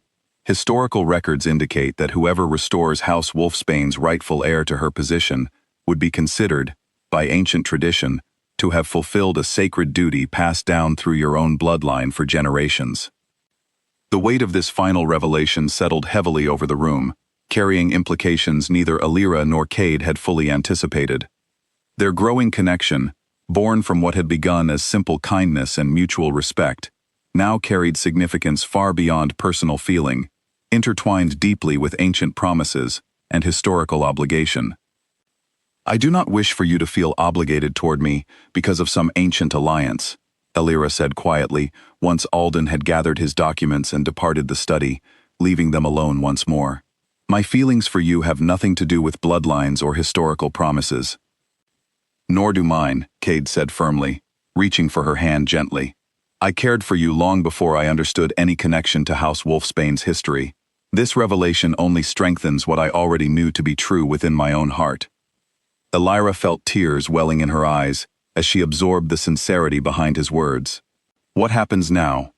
"Now," Cade said, his voice carrying quiet determination, "I intend to ensure the entire kingdom understands the truth of who you are and the respect you rightfully deserve.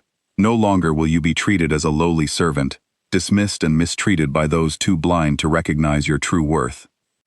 As word of Illyra's true heritage began quietly circulating among the household's most trusted servants, carefully guided by Cade's discreet handling of the revelation, whispers of astonishment rippled through House Voss.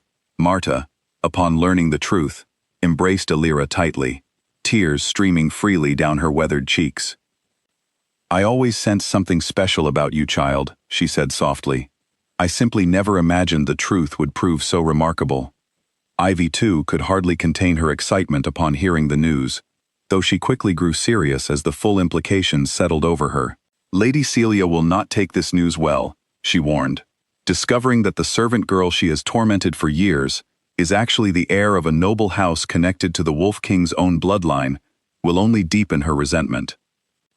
Illyra knew Ivy's warning carried real weight, understanding that Celia's cruelty, born from jealousy and wounded pride, would likely intensify rather than diminish now that the true power dynamic between them had shifted so dramatically. Yet despite the looming uncertainty of how the nobility might react to such a revelation, Illyra found herself filled with a quiet, steady strength she had never previously possessed. For the first time in her life, she understood clearly who she truly was. Not simply an invisible servant to be scolded and dismissed, but the rightful heir of a noble house, connected through ancient alliance to the very king who had come to care for her so deeply. The arrogant nobles who had spent years treating her with careless cruelty were about to discover, in the most undeniable way possible, exactly how wrong their assumptions about her had always been. As evening settled over House Voss, casting long shadows across the estate's grand halls, Cade made a quiet decision that would soon send shockwaves through the entire nobility gathered for the ongoing treaty negotiations. He intended to formally announce Illyra's true heritage before the assembled nobles, publicly restoring her rightful status and, in doing so, revealing to everyone present the true depth of his feelings toward her. Neither of them could fully anticipate the reactions such an announcement would provoke, nor the dramatic confrontation that awaited them as House Voss's arrogant nobility struggled to reconcile their previous cruelty with the undeniable truth now standing revealed before them. The grand hall of House Voss had never appeared so full. Every noble family within the region gathered together for what Lord Edmund had announced only as an important closing ceremony to conclude the treaty negotiations. Elaborate decorations adorned the walls, long tables filled with refreshments lined the edges of the room, and every guest present buzzed with quiet speculation regarding the true purpose behind such an elaborate gathering. Alira stood nervously near a side entrance, dressed not in her usual servant's attire, but in a simple yet elegant gown Cade had quietly arranged to be delivered to her that morning. Marta had helped prepare her carefully, brushing out her hair until it shone, and offering words of encouragement that did little to fully calm the anxious flutter within Alira's chest. "You look every bit the noble woman you truly are," Marta whispered, squeezing her hand gently. "Do not let their stares intimidate you, child. You have earned this moment far more than any of them realize." Alira nodded, though her nerves remained tightly wound as she watched the grand hall continue filling with nobles from across the region, many of whom had traveled significant distances upon receiving Lord Edmund's carefully worded invitation. She recognized several familiar faces among House Voss's usual guests, alongside others she had never before encountered, representatives from neighboring territories, eager to witness whatever announcement warranted such an elaborate gathering. Near the front of the hall, Celia stood beside her parents, her expression carefully composed despite the visible tension radiating from her rigid posture. She had not yet learned the true purpose behind this gathering, though rumors regarding Alira's mysterious connection to the Wolf King had continued circulating, despite Cade's careful attempts at discretion.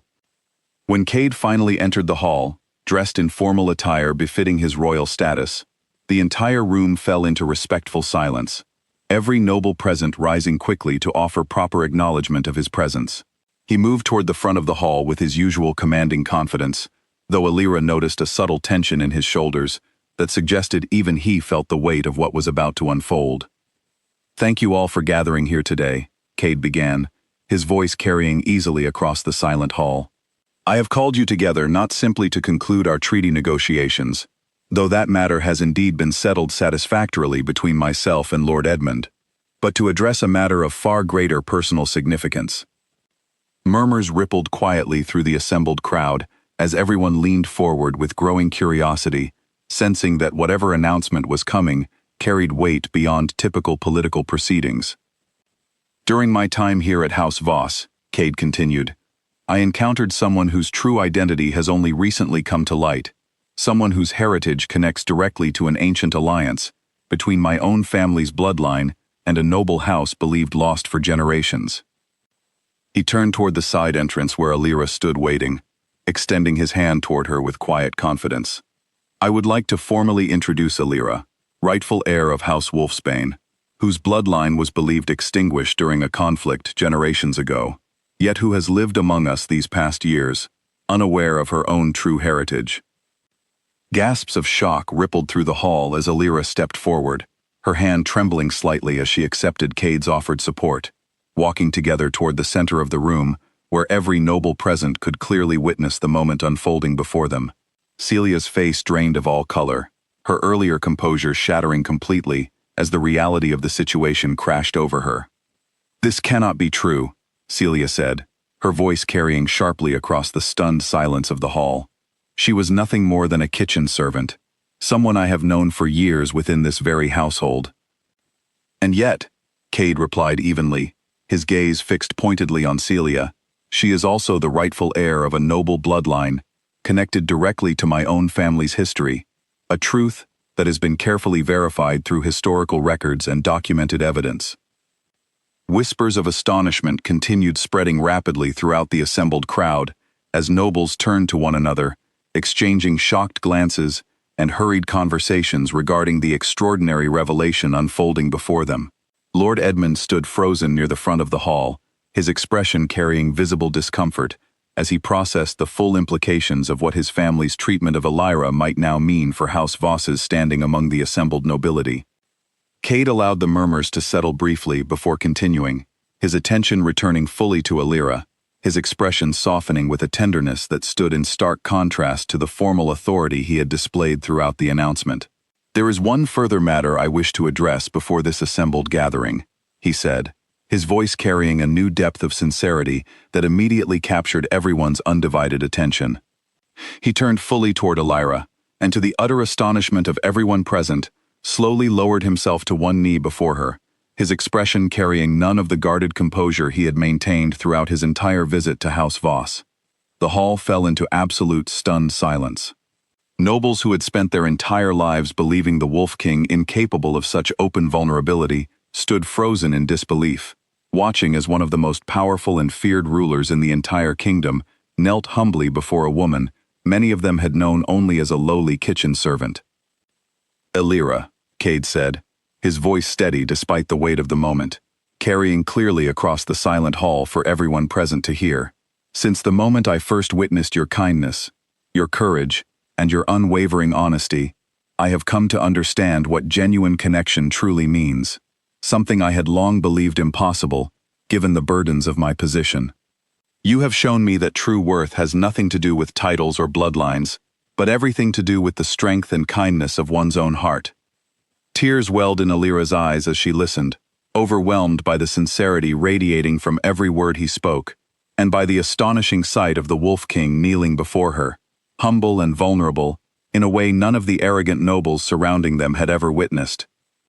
"I pledge my loyalty to you," Cade continued, "not because ancient alliance demands it, but because my heart has chosen you freely, above every expectation placed upon me by my crown or my kingdom. Whatever challenges lie ahead, I wish to face them standing beside you, as your equal and your devoted partner." The hall remained utterly silent, every noble present too stunned to speak, as they witnessed a moment that would undoubtedly be spoken of throughout the kingdom for generations to come. Celia stood frozen near the front of the crowd, her ambitions and cruel schemes lying in complete ruins before her, while her parents exchanged horrified glances, understanding fully now the severity of the mistake they had made in mistreating the very woman who now stood revealed as both a noble heir and the object of the Wolf King's genuine devotion. Elira felt her heart overflowing with emotion as she looked down at Cade, kneeling so humbly before her, despite his immense power and status. "I accept your pledge," she said softly, her voice trembling with emotion, yet carrying clearly across the silent hall, "not because of ancient alliance or noble bloodlines, but because you have shown me, time and again, that you see me for exactly who I am, and that has meant more to me than any title or crown ever could." Cade rose slowly to his feet, his expression carrying quiet triumph and profound relief, as he gently took her hands within his own. The assembled nobility remained largely speechless, though scattered applause slowly began rippling through certain sections of the crowd, particularly among those who had witnessed firsthand Elira's kindness and resilience throughout the years, servants who had gathered quietly near the edges of the hall to witness this extraordinary moment unfold. Marta, standing near the back of the room, wiped tears from her eyes, her weathered face beaming with pride, as she watched the culmination of everything she had always believed possible for the girl she had helped raise. Ivy stood beside her, practically vibrating with excitement, unable to fully contain her joy at witnessing her friend's remarkable transformation. Lord Edmund, understanding the delicate political implications of the moment, quickly stepped forward, offering a formal, if visibly uncomfortable, acknowledgement of the situation. "House Voss offers its sincere congratulations," he said stiffly, "and extends its deepest apologies for any past mistreatment resulting from our ignorance of Lady Elira's true heritage." Celia remained silent, her humiliation complete and undeniable before the entire assembled nobility, her carefully constructed ambitions crumbling entirely in the wake of a truth she had never anticipated and could no longer deny or manipulate. As the grand hall slowly began settling into a mixture of astonished conversation and cautious celebration, Cade turned back toward Elira, his expression carrying a warmth reserved only for her amid the chaos surrounding them. "The arrogant nobles who once dismissed you now witness the truth," he said quietly, just for her to hear. But more importantly, you now know your own worth, regardless of what any of them might think or say.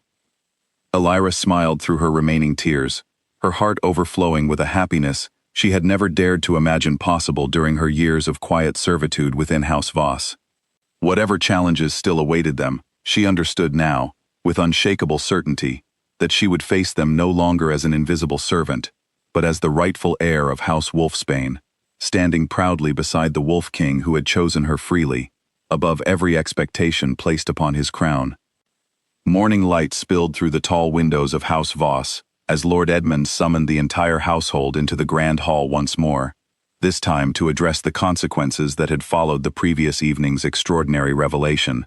Word of the Wolf King's declaration had spread rapidly throughout the region overnight, carried swiftly by messengers eager to share news of such a remarkable event, and neighboring noble houses had already begun sending formal correspondence, expressing their eagerness to acknowledge Elira's restored status. Elira stood beside Cade near the front of the hall, still adjusting to the strange new reality of her circumstances, as Lord Edmund addressed the assembled household with visible discomfort evident in every carefully chosen word. Given the events of last evening, Lord Edmund began, and the serious mistreatment inflicted upon Lady Elira throughout her years within this household, certain matters must now be formally addressed. Garrick stood near the back of the hall, his usual cold composure replaced by visible unease, as he anticipated the consequences that clearly awaited him. He had spent years orchestrating cruelty against Elira, confident in his position and the protection afforded by House Voss's noble status, never once imagining such treatment might eventually carry serious repercussions. Effective immediately, Lord Edmund continued, Garrick is dismissed from his position as steward of House Voss, given his repeated involvement in the mistreatment and false accusations leveled against Lady Elira throughout the years.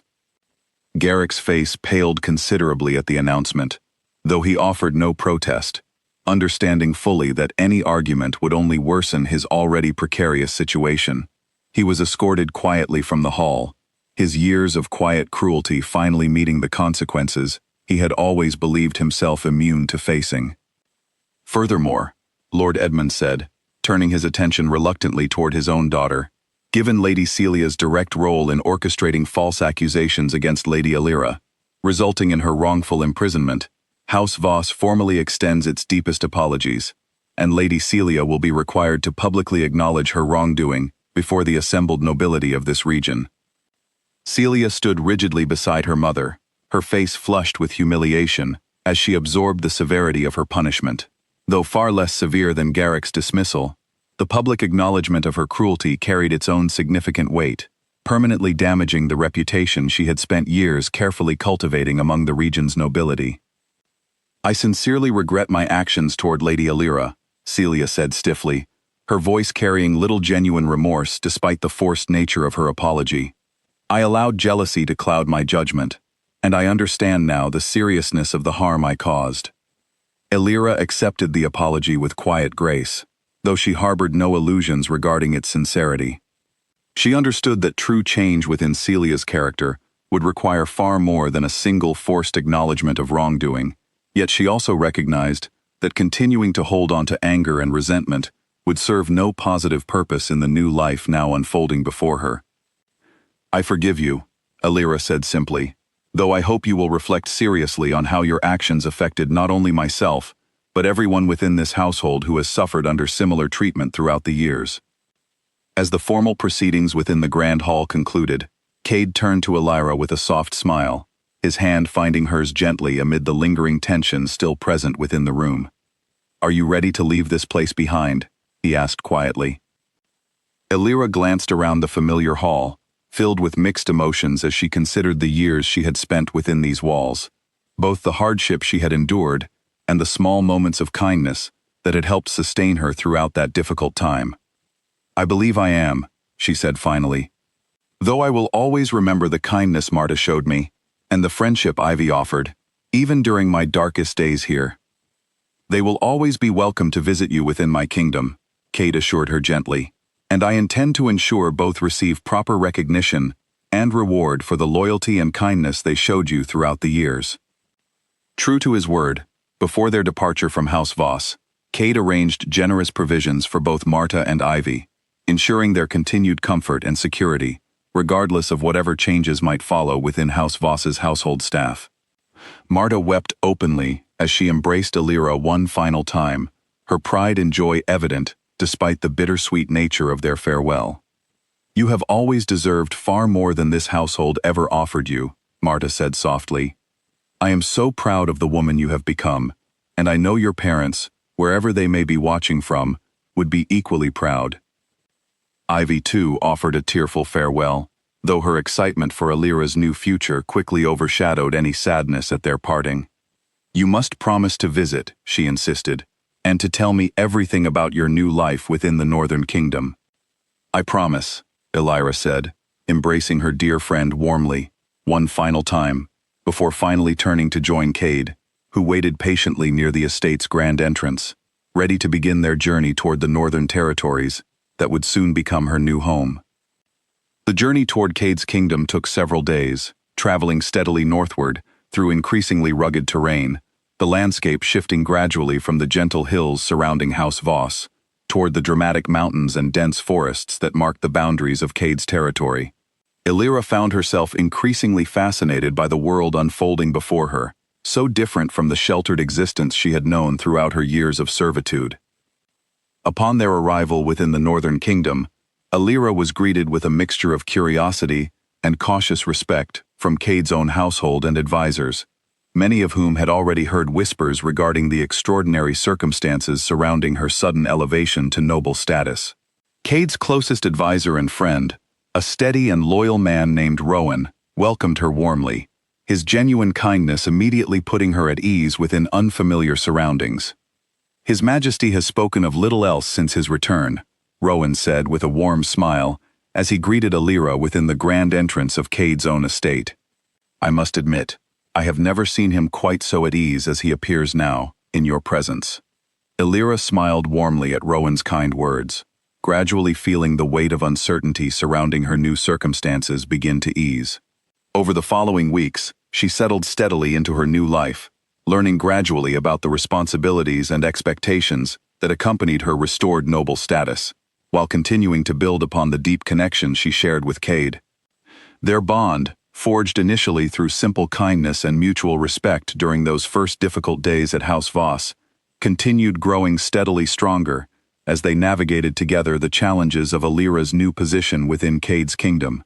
Though certain nobles within his own territory occasionally expressed private reservations regarding her unconventional rise from servant to noble heir, Cade's unwavering support, combined with Alira's genuine kindness and quiet strength, gradually won over even the most skeptical among his advisors and allies. Several months after their arrival within the Northern Kingdom, Cade formally announced their engagement before the assembled nobility of his own territory, a celebration far grander and more joyous than the tense revelation that had unfolded within House Voss's grand hall. Alira stood proudly beside him as he addressed the gathered crowd, her heart overflowing with happiness as she reflected upon the remarkable journey that had brought her to this moment. "Many of you have questioned the wisdom of my choice," Cade said, addressing the assembled nobility with quiet confidence, believing perhaps that a king should choose a partner based solely upon political advantage or noble bloodline alone. "I understand such concerns, yet I ask you to consider the true measure of worth that matters most within any partnership meant to endure. Alira has shown me kindness without calculation, courage without hesitation, and honesty without pretense, qualities far more valuable than any political alliance could ever provide." The assembled nobility, moved by the sincerity of his words and the evident happiness radiating from both Cade and Alira, offered their support with genuine enthusiasm, celebrating late into the evening beneath the Northern Kingdom's clear night sky. As the celebration continued around them, Cade guided Alira quietly toward a secluded balcony, overlooking the kingdom's peaceful countryside. The same amber eyes that had first captured her attention within House Voss's dining hall, now filled with nothing but warmth and devotion. "Do you have any regrets?" Cade asked softly, studying her expression carefully beneath the soft glow of the northern stars. Alira considered his question thoughtfully before answering, reflecting upon the difficult years of servitude she had endured, the cruelty and mistreatment that had shaped so much of her early life, and the remarkable transformation that had ultimately brought her to this peaceful moment. "None," she said finally, her voice steady and certain. "Every hardship I endured led me eventually to this moment, standing beside you, finally understanding my true worth and purpose." Cade smiled warmly, reaching gently to brush a stray strand of hair from her face. "The arrogant nobles who once dismissed you as nothing more than a lowly kitchen girl could never have imagined how remarkably wrong their assumptions truly were," he said softly. "You have taught me, and countless others, that true worth has nothing to do with titles or circumstances, but everything to do with the strength and kindness carried within one's own heart." As their engagement celebration continued joyfully into the night, word of their remarkable story spread steadily throughout neighboring kingdoms, inspiring countless others who had similarly been dismissed or undervalued because of their humble circumstances. The tale of the ruthless Wolf King, who had knelt humbly before a lowly kitchen girl, recognizing her true worth, despite the arrogant assumptions of nobility surrounding them both, became a story told for generations, a powerful reminder that true strength and genuine kindness would always triumph over cruelty and unfounded pride. Illyra, once dismissed and mistreated as an invisible servant girl, had finally found not only her rightful place within the world, but a partner who valued her completely for exactly who she was. And Cade, once feared throughout the kingdom as an unyielding and distant ruler, had discovered through her quiet strength and genuine kindness what it truly meant to open his heart fully to another, proving to everyone who had ever doubted such vulnerability possible, that even the most formidable among them could find profound transformation through genuine love. Together, they stood ready to face whatever challenges their future together might bring, secure in the knowledge that the bond they had forged, built upon honesty, kindness, and mutual respect rather than titles or ambition, would endure far beyond the fleeting judgments of arrogant nobles who had once so carelessly underestimated them both.